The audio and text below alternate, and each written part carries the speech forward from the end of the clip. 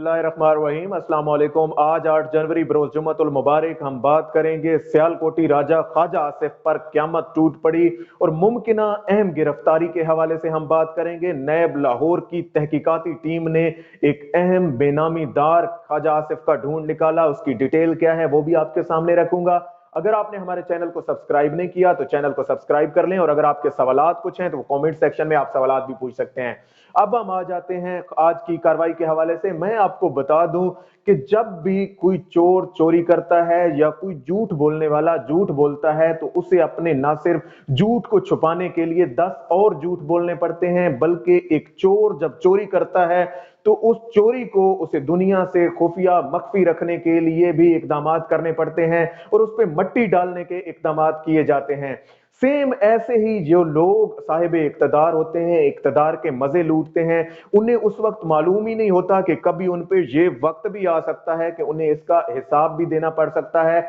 और उन्होंने जो चोरी की है या जो उन पे इल्जामात लगे हैं वो कल को उनकी रसीदें, उनके सवालात, उनके पास जवाबात होने चाहिए। लेकिन ये बात शायद सियालकोटी राजे ने भी ना सोची होगी कि उनको एक दिन नैब की जानिब से या बाकी इदारों की जानिब से ऐसे सवालनामे भिजवाए जा सकते हैं, या उनके वो लोग जिनके नाम पे हम पहले भी डिस्कस इस स्टोरी को हम लेके चल रहे हैं कि 48 अहम अकाउंट, बेनामीदार अकाउंट जो ख्वाजा आसिफ के सामने आए हैं, और वो ऐसे अकाउंट्स हैं जिनके नामों का ही नहीं पता कि किसके नाम पे हैं। फिर नैब तहकीकात करता है और नैब लाहौर की जानिब से एक अहम कामयाबी सामने आती है। उसमें एक अहम बेनामी दार जिसका नाम तारिक मीर है वो निकलता है। अब मैं आपको बता दूं, ख्वाजा आसिफ का जो बिजनेस था वो ये था, एक तो वो वजीर दिफा की कुर्सी पे बैठा हुआ था और ऊपर से उसने एक कंपनी बनाई हुई थी जहां से इस मुल्क में वो राइस चावल खरीदता था लोकल मार्केट से,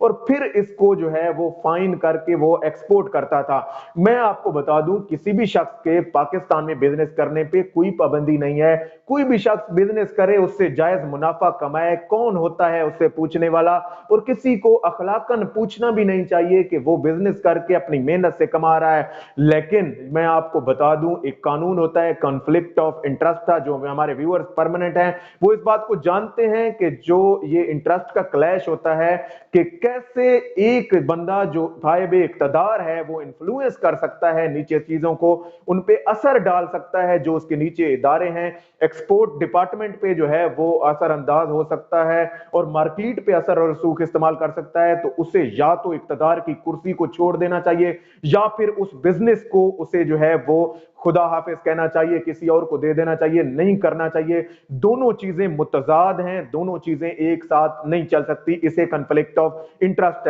कहते हैं। ख्वाजा आसिफ ने भी कुछ ऐसा ही किया। ख्वाजा आसिफ ने लोकल मार्केट से चावल खरीद के और महंगे दामों, जो फाइन क्वालिटी थी, उसको बाहर के मुल्कों और बेपनाह, और इसका जो पैसा आता था वो उसको भी उसने ब्लैक आउट रखा, छुपा के रखा। बेनामी अकाउंट्स जो 48 बेनामी अकाउंट्स थे उनमें रखा, और अहम जो बेनामी दार था तारिक मीर, जिसका इस कंपनी चावल की जो एक्सपोर्ट की कंपनी है उसमें 50% शेयर थे, वो आधा कंपनी का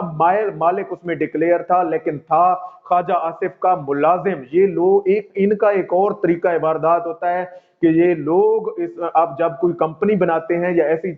बड़े बड़े जो कारोबार या किकबैक्स लेते हैं, वो अपने मुलाजमीन जिन बेचारों से ये सफाइयां कराते हैं, किचन के काम कराते हैं या बाकी मामलात करवाते हैं, ऑफिस बॉय होते हैं, उनके नाम पे इन्होंने इतने बड़ी अमाउंट, मैं आपको आखिर पे अमाउंट बताऊंगा, आप हैरान रह जाएंगे कि कैसे उनके अकाउंट से इतनी बड़ी अमाउंट जो कि उन्होंने शायद ख्वाबों में भी ना देखी हो कि ये सूरत हाल इनके साथ हो चुकी है। और तारिक मीर जो इसका मुलाजिम था वो कागजों में जो है वो 50% मालिक था इस चावलों की कंपनी का। अब नैब लाहौर ने उसको तारिक मीर को पकड़ा, उसे तहकीकात की हैं और उसे इसके सामने रूबरू लेके आ रहे हैं, और उसे ये भी कहा गया है कि आपने ताउन करना होगा नैब की तहकीकात के साथ, और खास तौर पर ख्वाजा आसिफ के सामने भी आपने ये चीजें बतानी होंगी जो कि आपके नाम से हुई हैं या आपके अकाउंट्स में जो ट्रांसफर हुए हैं। और अगर आप ऐसा नहीं करेंगे तो यकीनन उसकी तारिक मीर की गिरफ्तारी, मुमकिन गिरफ्तारी जो है वो अटल है। इसके साथ साथ मैं आपको बता दूं, जो बकिया 50% का मालिक है वो मुसर्रत ख्वाजा है, और उसने उसके अकाउंट्स में भी इसी तरह करोड़ों की ट्रांजैक्शंस हुई हैं, और इतनी भारी अमाउंट्स, भारी मकदार में पैसा उसके अकाउंट में आया कि शायद उसने भी ना सोचा हो कि उसके साथ ये क्या हो गया। और 7 सालों में तारिक मीर के अकाउंट में करोड़ों रुपए की ट्रांजैक्शन हुई हैं। आप अंदाजा लगा लें, वो एक मुलाजिम, अदना सा मुलाजिम इसका, और उसके अकाउंट में इतनी बड़ी हैवी ट्रांजैक्शन, और ये कहते हैं हमें नैब पूछे ही ना, और नैब हमसे जो है वो इंतकामी कार्रवाई कर रहा है। अब मैं आपको बता दूं, 2009 से लेकर 2018 के दरमियान जो तारिक मीर है, उसके सिर्फ उसके अकाउंट में 50 करोड़ 70 लाख रुपए जमा हुए। आखिर इनका कुछ तो हिसाब होना चाहिए, ये तो पता चलना चाहिए ये अमाउंट कहां से आई इस मुल्क के एक गरीब आम मुतवस्सित तबके को। और ऐसा शख्स जो कि दिन भर मेहनत मजदूरी करता है, एक छोटी सी शॉप चलाता है या बाकी मामलात करता है, उसे अगर हिसाब देना पड़ सकता है तो इन लोगों को क्यों नहीं देना चाहिए कि जिसके 9 साल में 50 करोड़ 70 लाख, तकरीबन अरब, आधे अरब के करीब ये अमाउंट आके बैंकों के ट्रांजैक्शन जमा भी हो गई, और उसे ये भी मालूम ना हो कि ये अमाउंट कहां से आई, मुझे तो पता ही नहीं है। और ऊपर उल्टा चोर कोतवाल को डांटे वाली बात है, ये बात कहे कि नैब जो है वो उससे इंतकामी कार्रवाई कर रहा है, नैब और हुकूमत नैब को सियासी मकासद के लिए इस्तेमाल कर रही है। भाई जब सियासी मकासद के लिए इस्तेमाल होगी तो हम लोग, सब लोग,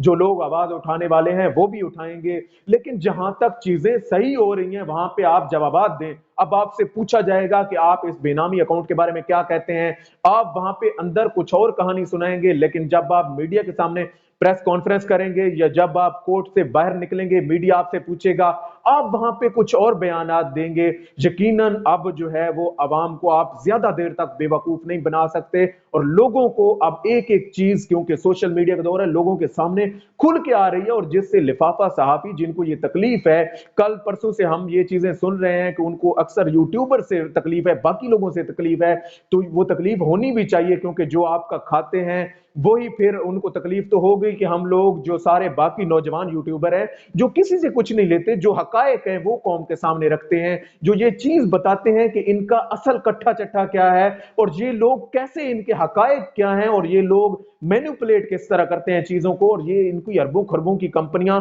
ये मुल्क कर्जों में डूब गया, इसका बच्चा बच्चा कर्जों से जो है वो निहाल हो गया, इसकी आने वाली नस्लें तबाहाली की तरफ जा रही हैं। लेकिन ऊपर से इनके जो साहिब इक़्तिदार लोग जिन्होंने 20-25 साल इक़्तिदार में रहे, उनकी नस्लें परवान चढ़े, वो बाहर की यूनिवर्सिटियों में पढ़े, अयाशियां करें, बाहर के मुल्कों में रहें, जायदादें उनकी जो है वो दुबई में, और ये ख्वाजा आसिफ वही हैं जिनका अकामा दुबई की कंपनी में ये मुलाजिम था वहां पे। आप अंदाजा लगा लें, बाकी चीजों को तो हम छेड़ ही अभी तक नहीं रहे कि इसकी एक लंबी लिस्ट है कैसे इसने जो है वो दुबई की एक कंपनी में अकामा ले रखा था। शर्म के डूब करने का मकाम है कि एक मुल्क का वजीर दिफा कहलाने वाला शख्स, और इस यहाँ का जो है वो पार्लियामेंट का मेंबर होने के नाते वो वहां पे दुबई कंपनी में मुलाजिम हो। दुबई कंपनी में मुलाजिम कौन होता है? आप, मैं, हम सब ये जानते हैं। वो शख्स बाहर सऊदी अरेबिया, यूएई में वो लोग जाते हैं जिनका रोजगार नहीं होता, जो बेचारे फैमिलीज, बड़ी फैमिलीज को सर्व करने के लिए जो है अपने घर के मुश्किलात को कम करने के लिए सफर करते हैं,